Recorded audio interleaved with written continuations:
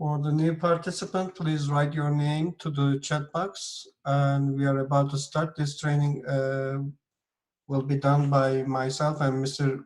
Ugus from the district office, and we are about to start. Just waiting a couple more minutes.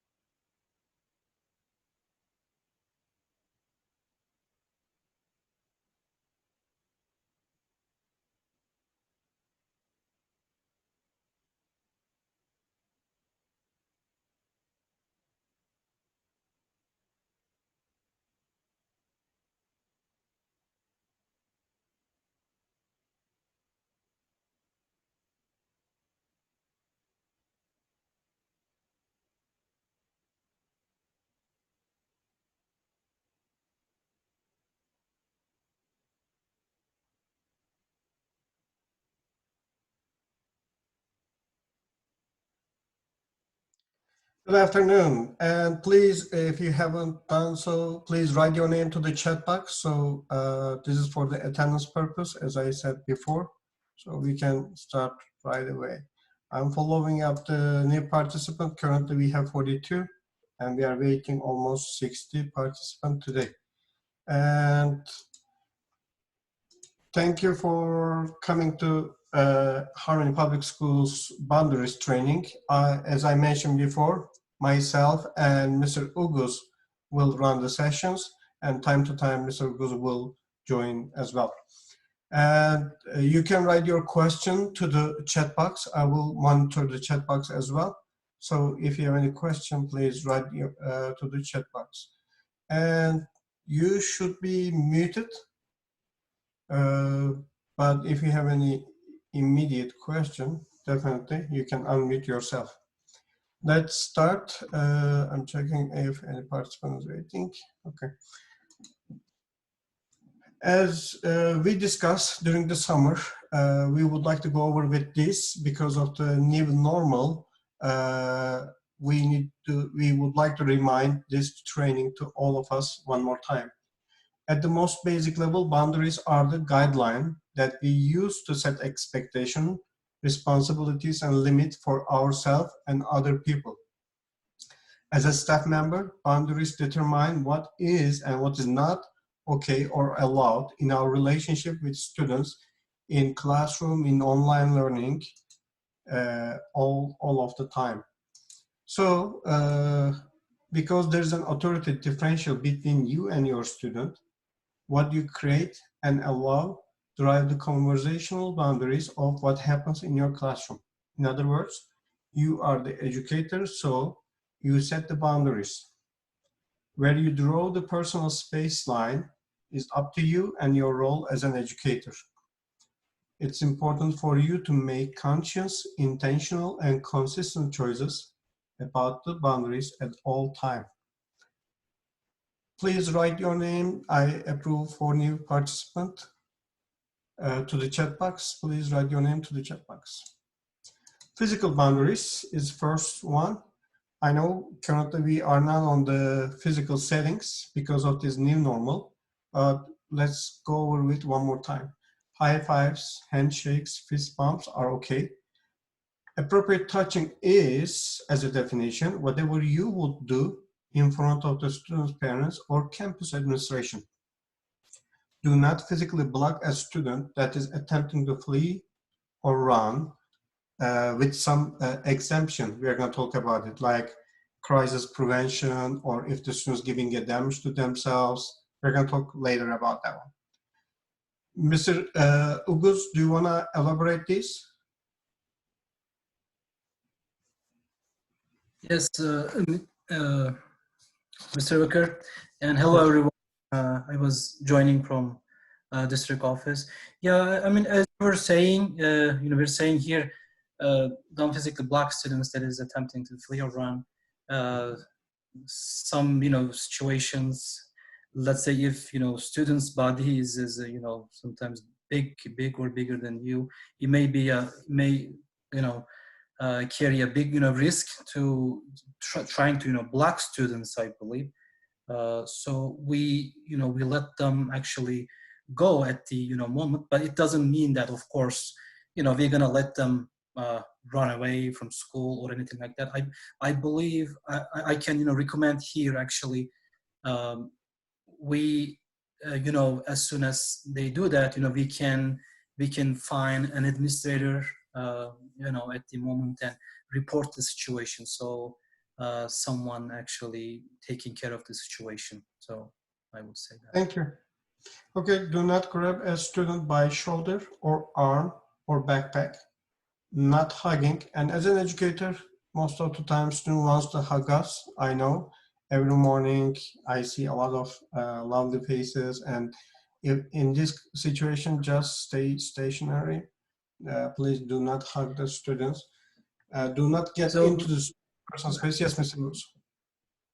Yeah, Mr. Baker, I just wanted to say, sometimes it was, happening to myself too. So like, I'm sure, teachers are experiencing that, especially young, students, elementary kiddos, they sometimes approach you, they try to, hug. So it's sometimes, difficult to get out of the situation. So I believe what I was doing, I think, suggest that as well. The side, side hugging, I think should be fine. That can be considered maybe, appropriate, touching. But other than that, we avoid, hugging. So. Thank you. Also, do not get into student personal space because they may misunderstood our approaches as well. Anger and frustration is one of the natural feelings that we observe in the classroom environment.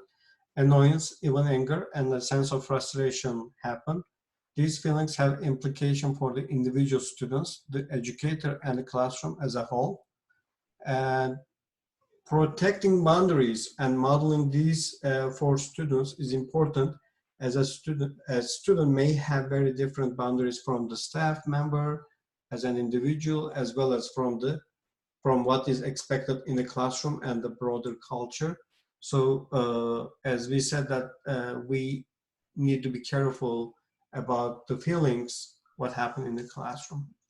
And let's go deeper. If you see these feelings, you need to be able to control your emotion. This is the first strategies that we need to know.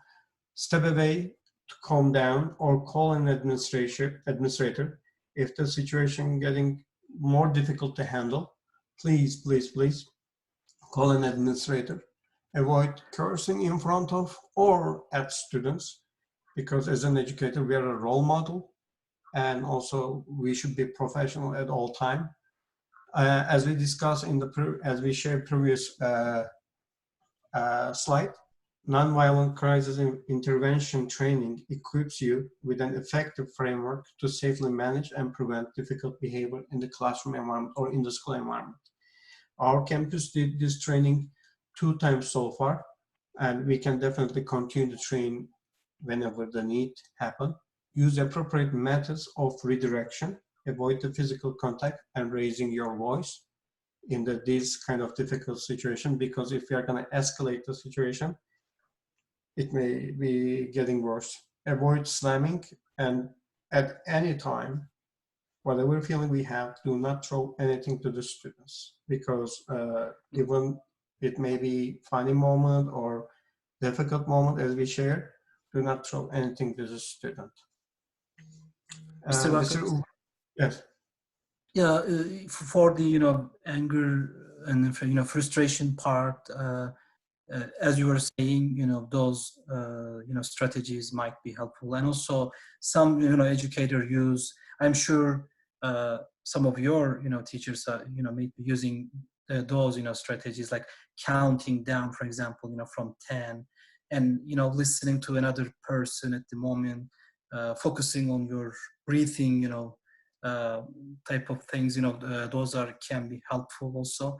At the bottom line, I believe using positive communication methods and not taking things personally, I believe really helps on this one.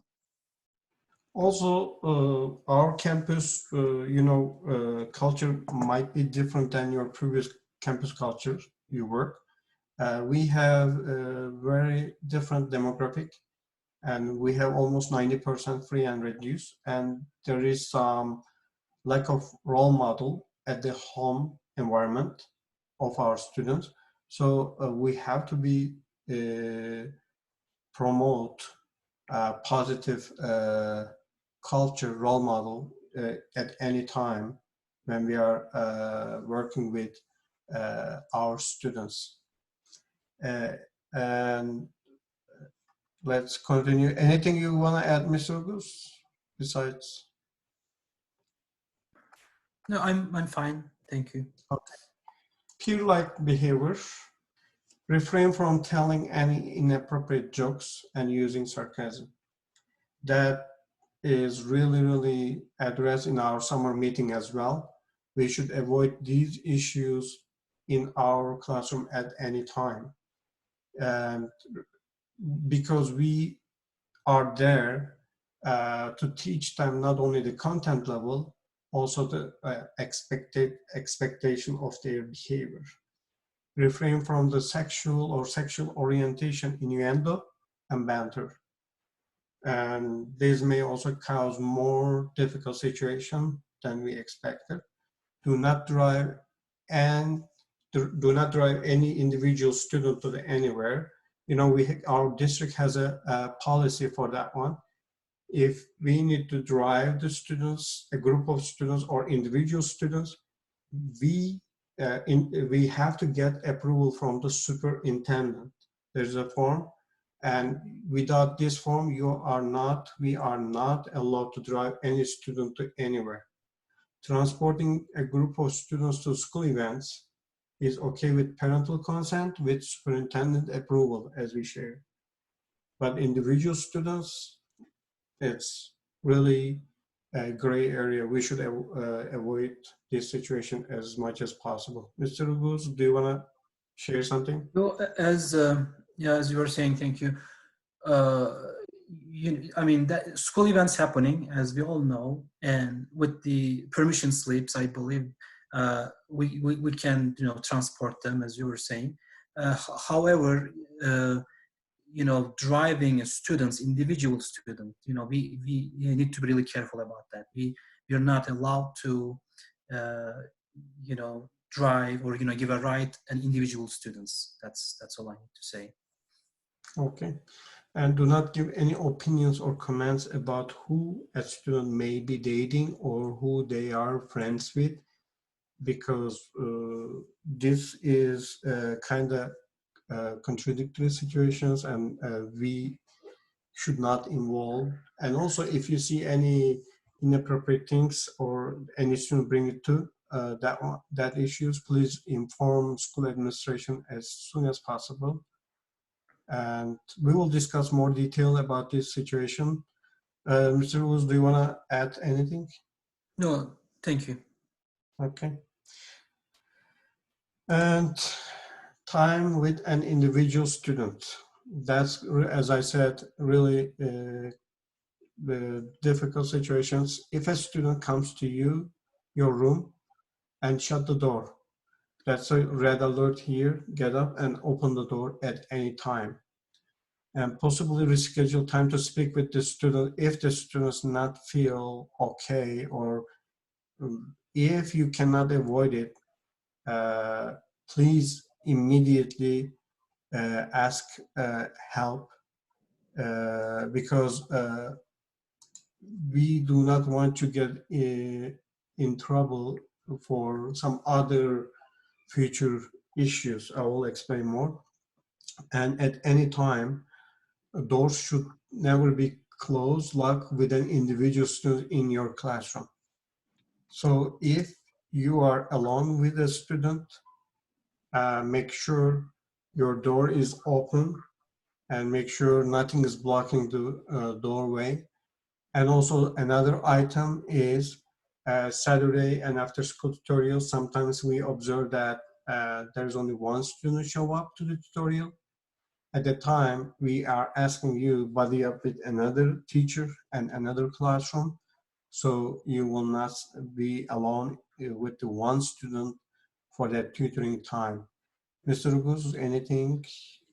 Yeah, here, I mean, as you were saying, usually, we have this situation after school or usually on Saturday tutoring, because during the school time, I mean, during the week, there are always, students around, and maybe in our classroom too. However, Saturdays are a little different.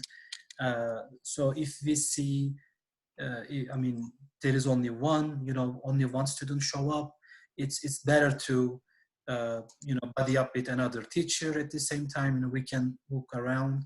I'm sure there is another teacher or a classroom that we can get into. I mean, avoiding this situation.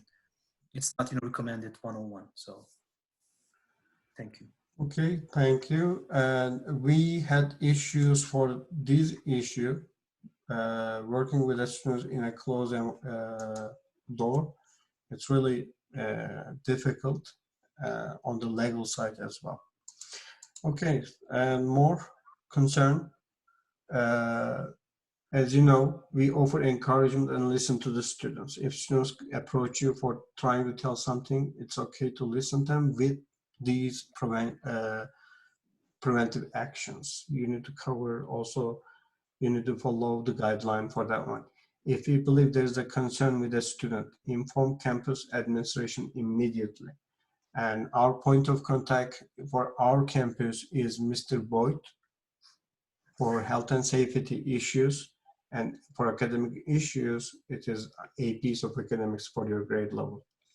And work with the fellow teacher, counselor, and administration to help the student. Check with Ms. Gutierrez or Mr. Boyd to address these concerns immediately. Because as an educator, we have a responsibility to inform these issues. And if you acknowledge some of abuse, you need to inform CPS without notifying us. You don't have to notify us, but it's better if you can tell us that one. But you don't have to do it. But it's really important for working for those students. Our campus recently adopted a bullying reporting module. They don't need to tell their names. They can just observe and report it. This is really important. And also, when you are reporting this type of issues, do not try to be a counselor or confidant to the student on your own. And there is a certain course of action to handle these situations, and our counselors and administration train about that one. Do not attempt to physically restrain a student. Contact a trained staff member. Mr. Boyd shared these names before, and he will share one more time. But right now we don't have to, because those physical restraint is not observed during the online education times, but we will continue to train our staff members when we have a chance to go back to the regular settings. And Mr. Gus? Yes, sir. Yeah, do you want to add anything?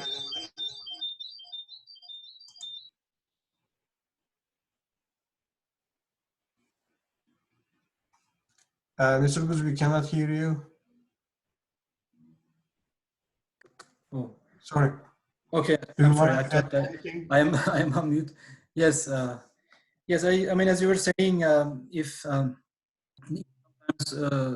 like as an educator, we might make mistakes as well when there is a situation, even fight sometimes. So we are trying to jump into and try to separate them. Uh, but we need to think, of course, that if you don't have a CPI training or certificate, so then we have to leave that and report it to someone who has CPI training. It can be administrator or staff member.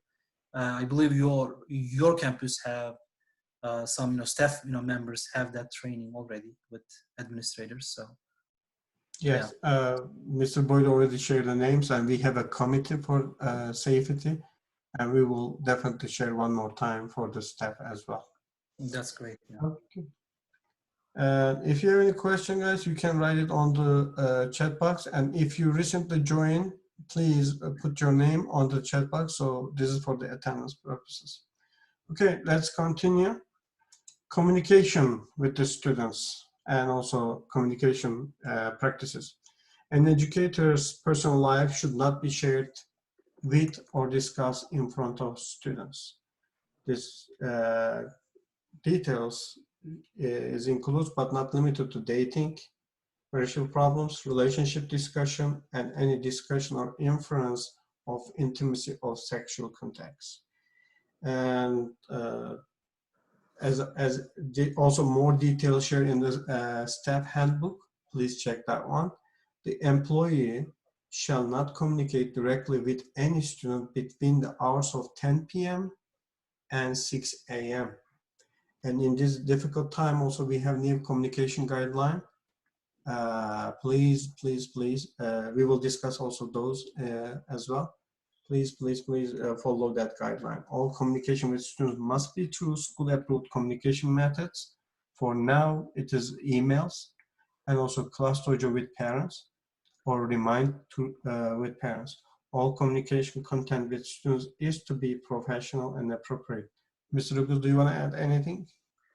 Um, Yeah, I mean, as it was said, as in human being, especially, there might be times that we might get, emotional because of this situation in our personal life.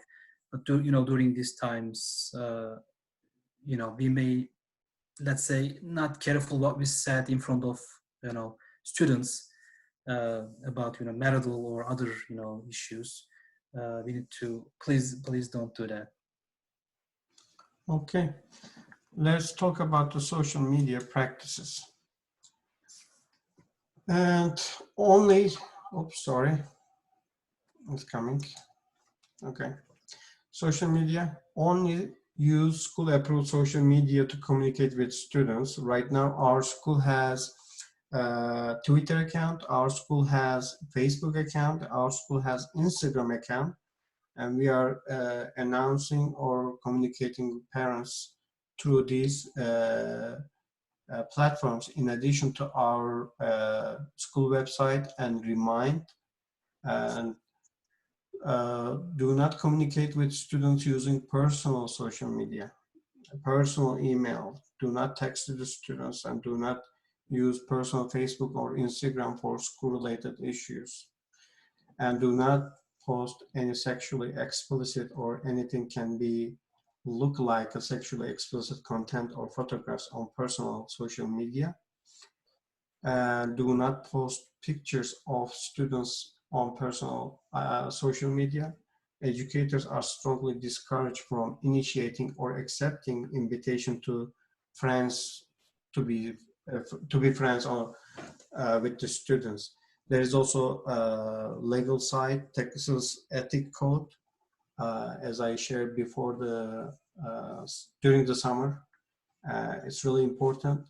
And also as an educator, as I said, every time we have to be a good role model to our students, we need to provide a positive feedback about their behavioral growth as well as their academic growth. Mr. Ugus? So here, I just wanted to give an example. Uh, so, for instance, if you want to create Twitter, Facebook, YouTube channel, etc., I believe, staff members can do that by using their school accounts, I mean, school emails, and contact, to students. I think this should be fine. We just don't communicate with students using our personal social media. That's not recommended, or email, or Facebook, Twitter, Instagram, etc. I just wanted to say that. Okay. And pictures of students, having a pictures of students should never be retained or stored on a personal device. Sometimes we are using a flashcard or hard drive to store our classes because check-in and check-out for the school provided technology materials. You want to keep your lesson plans in your devices, but should never be retained or stored on a personal device of student's picture. Only for HPS communication and approved social media can release the student picture with the consent. Students should never use the HPS or personal device for pictures or selfies. This is a little bit a gray area because we are using those for sometimes STEM project or DISCO project, but we need to follow the guideline of the projects because this uh, project also approved by the HPS to join. And as it is said, like our Chromebooks has a camera, and students should never use your or personal device for the pictures or selfies. So the school provided technology materials should be implemented if it's needed of those pictures. Mr. Gus? Here, one staff member was asking actually question. He was asking, we are, taking students to, field trips, right, during the school time. And, when we take them, of course, we use our own devices and take their pictures. So should I do that? Is there any problem since it's my personal device?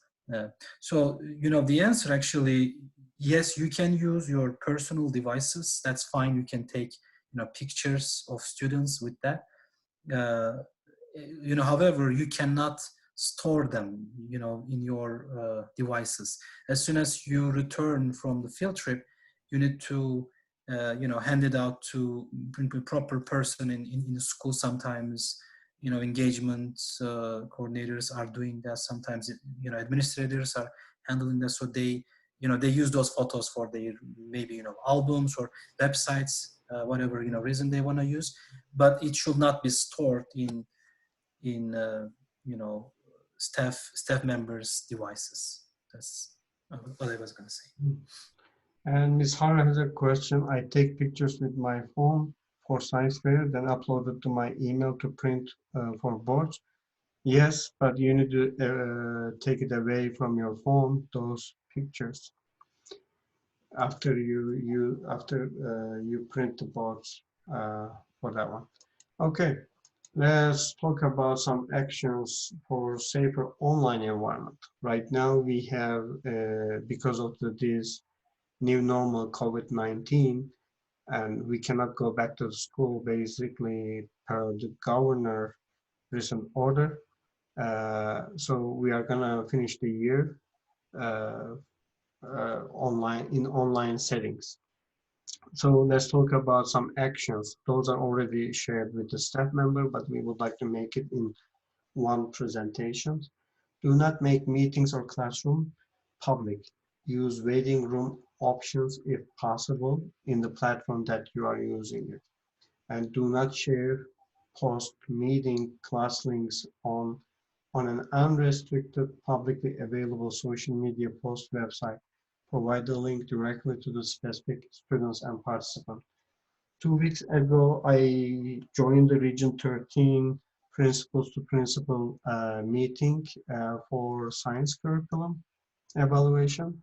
And our meeting was posted on the Region 13 website. And we found almost 20 different people from all over the world to join our meeting. It was canceled, and we saw some explicit materials. It was not really nice experience, I can say that. Please, please, please do not share the link to any social media or any publicly available website, because that link can be used for somebody's that we do not want our kids to expose these kind of issues. And teachers should not record live video conferences. We don't record them when they are teaching, so we will not record live instruction. Additionally, FERPA violation may occur for parents who did not consent for photo and video release recording at the beginning of the school year. Currently, we have a quite number of students, they didn't want to give us a consent. So please let us know if you would like to get your classroom people names. And teacher may record other instructional materials or non-live lectures and post for the students to view. And Mr. Guz, do you have anything to add? No, those are, you were reading, I think, very important parts from HPS, video conferencing guideline. And I believe, we need to pay good attention. Yeah, thank you. Thank you. Let's continue. And non-negotiable actions for safer online environment. The second slide for that one. If students have cameras on, or if there are students who join the group are not dressed appropriately, the teacher should stop the online conference at that moment and contact the student parents right away. For example, if a student joins the group with no shirt on, or if a student witness something inappropriate in the background, if a teacher witnessed something inappropriate in the background, the video conference should be stopped at that time immediately, and the parent should be called right away. Any questions, anything? Please use the chat box for that purpose. And next one is video conferencing should not be used for one-on-one communication between students and teachers, except the special education instruction and counseling by the counselors. Those people already communicated for those services. If there is a need for one-on-one conference other than above underlying cases, campus administration approval is needed, and I need to know the reason really, the reasoning behind on it. This should be aligned with the similar rules prohibiting one-on-one communication via phone, text message, and social media, as we discussed before. Students from outside of our district should not be allowed to join video conference, including nieces, nephews, grandchildren of the instructor as well.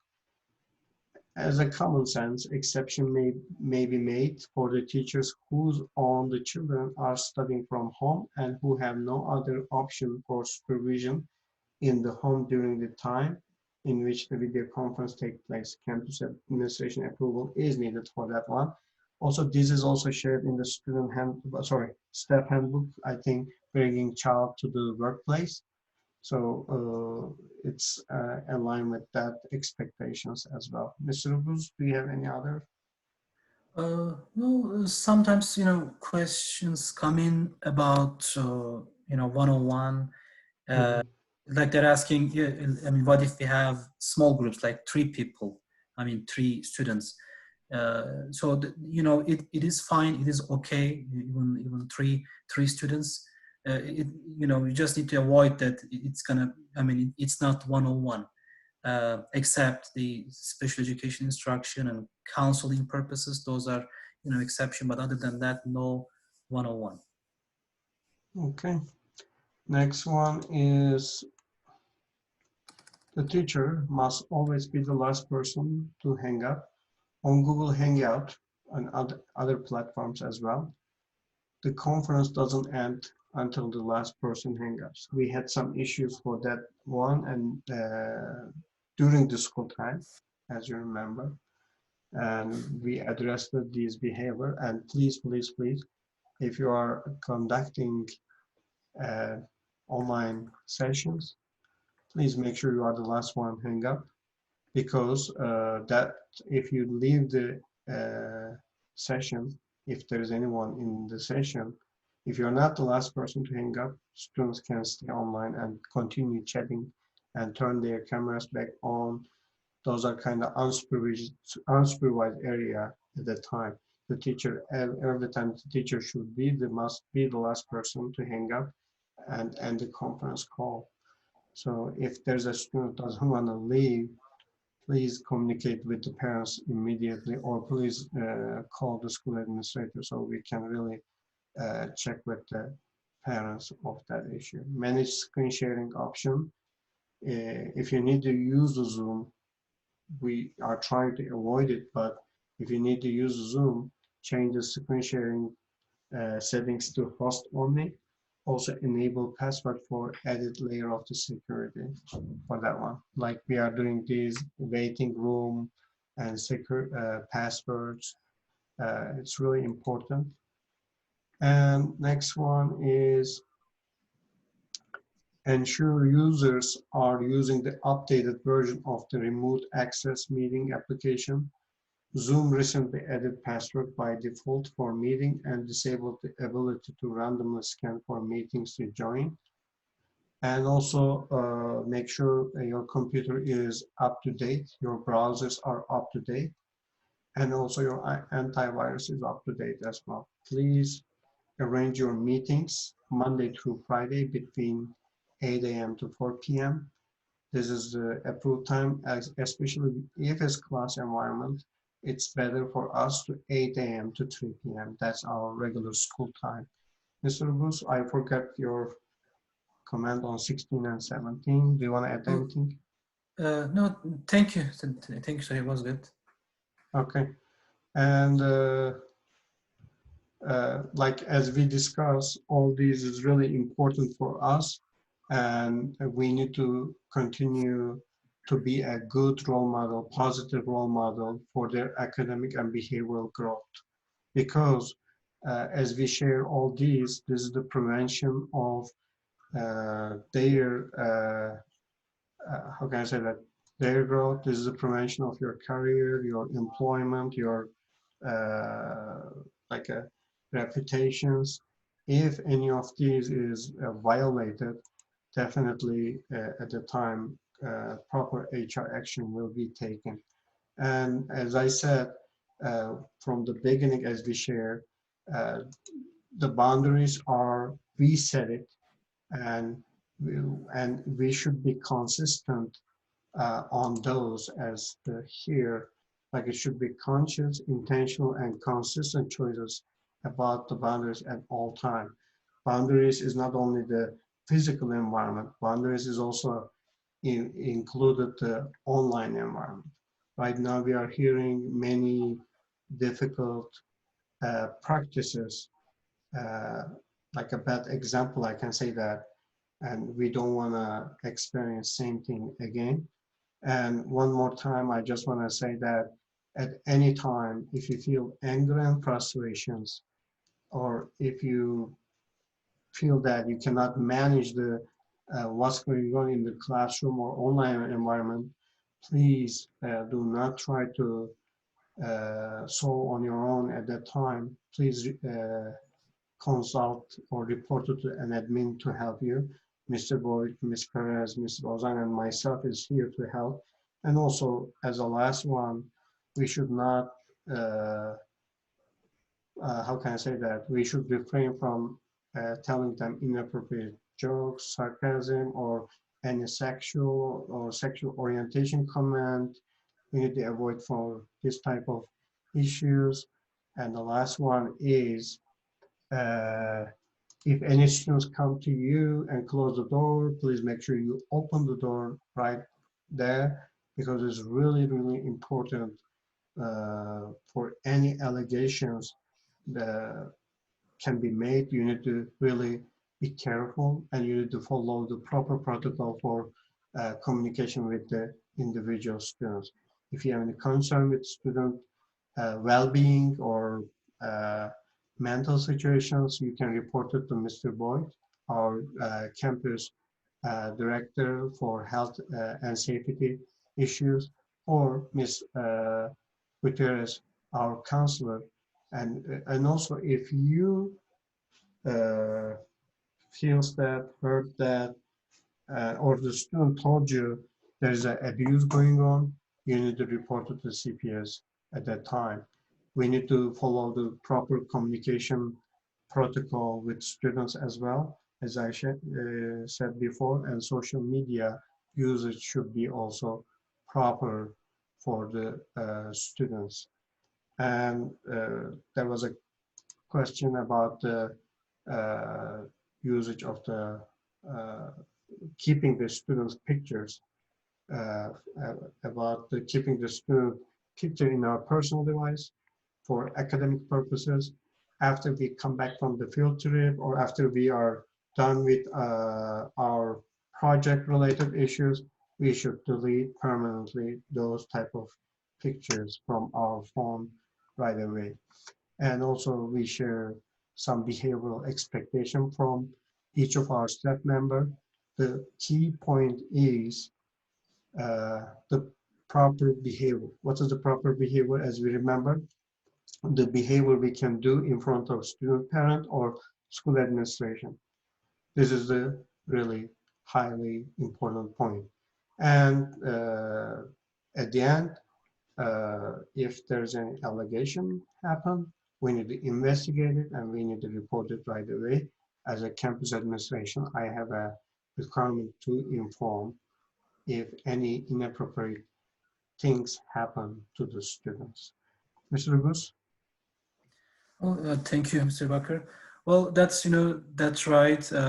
As professional educators, actually, uh, even though uh, we are familiar with these boundaries, actually those limits, uh, but we need to be careful about those because we have, I would say, like tens of cases every year, and some of those cases actually might seriously impact your employment and even your career, actually. So we don't want that happen. So but other than that, I mean, thank you for your attention and your participation. Thank you, And Mr. Bakr. also, thank you. And also, you know, CPS, when we observe or heard about any issues, thank you, Mr. Boyd, CPS report should be done within the 48 hours of time incident was reported. So it's really important. We need to really report because uh, uh, you can be maybe disappointed, but abuse reporting is decreased right now, and we don't know really should we concern about student well-being. It's like across the state it's decreased. It's really we need to be concerned about them. As a last reminder, please put your name onto the chat box if you recently joined or if you forgot to add. It's really important for us for training because we are going to provide additional training opportunities for the one who could not come. And if you have any question, I'll be here for 5 minutes. But thank you for joining. Me and Mr. Ubus is here.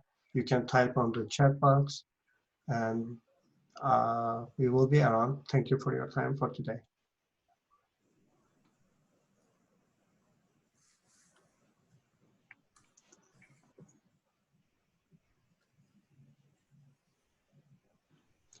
For the CRLP activities, there is a questions. Mr. Guz was clear on that one. When you come back from the travel, you can definitely give it to the proper person. It's Mr. Bilgin for our campus. After that one, you need to take it out from your phone. Mr. Guz, any comment about that? Okay, The question would you say? about, yeah, the question about the CRLP field trips, daily or weekend field trips, the staff wants to take the picture. I think you kind of explained that Yeah, one. Yeah, can you right. say Yeah, one more time? I can, sure. Yeah, I mean, I think that's a reasonable question that because, we take, we take students actually, field trips, and during the time, it may not be possible, always to carry school, belongings, school devices. Instead, we use our cell phone or our, devices to take pictures, which is okay. This is fine. The only part we need to be careful as soon as we return, or maybe during the time, I'm not sure. So we cannot store those. Actually, we're not supposed to store, we're not allowed to store any student picture related to students. So we have to transfer them when we come back, when we go back to school actually, and give it to appropriate person if they want to use it for different purposes, for school activities or website. But we cannot store them. Thank you. And also for the students who did not give us a consent to use their pictures or recording, for those, Correct. please Correct. check with us. Correct, Mr. Luz? Correct. Yes, Okay. that's right. That's right. Thank Okay, you. we will be around 3 more minutes if you have any questions.